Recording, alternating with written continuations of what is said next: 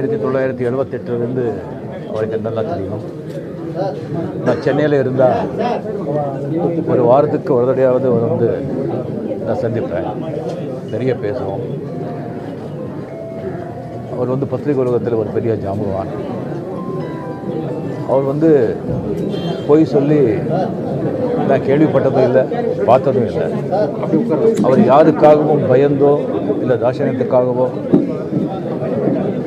பேசவோ மாட்டார், எழுதவோ மாட்டார். அவருடைய நட்பு வட்டாரம் தமிழ்நாட்டில் மட்டும் இல்லை, டெல்லி வரைக்கும் பறந்து கிடக்கு. எல்லா அவருடைய பெரிய பெரிய மொரார்ஜி தேசாயிலிருந்து, சந்திரசேகர்லேருந்து, வாஜ்பாயிலிருந்து இப்போ இருக்கிற மோடி வரைக்கும்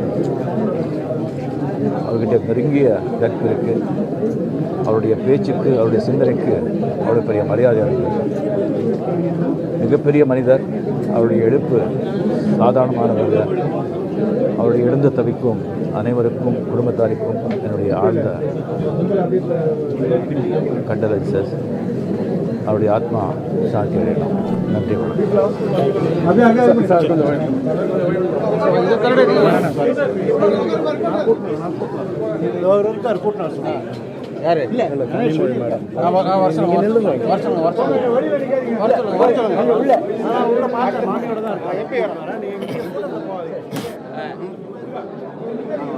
யார் எல்லாரும் கனிமொழி வராங்க.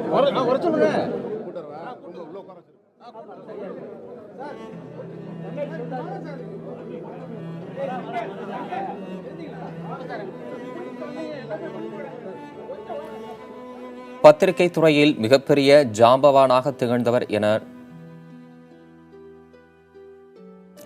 பத்திரிகையாளர் சோ உடலுக்கு அஞ்சலி செலுத்திய பின்னர் நடிகர் ரஜினிகாந்த் செய்தியாளர்களை சந்தித்தார். அப்போது பேசிய அவர், தமது நெருங்கிய நண்பரான சோ பத்திரிகை துறையில் மிகப்பெரிய ஜாம்பவானாக திகழ்ந்தவர் என்றும் தேசிய அளவில் அவரது நட்பு வட்டாரம் பறந்து விரிந்து கிடந்ததாகவும் அவர் குறிப்பிட்டிருக்கிறார்.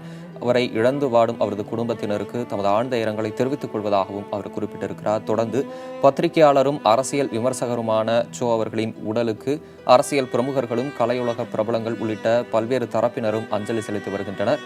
அந்த காட்சிகளை தொடர்ந்து நாம் பார்த்துக் கொண்டிருக்கிறோம்.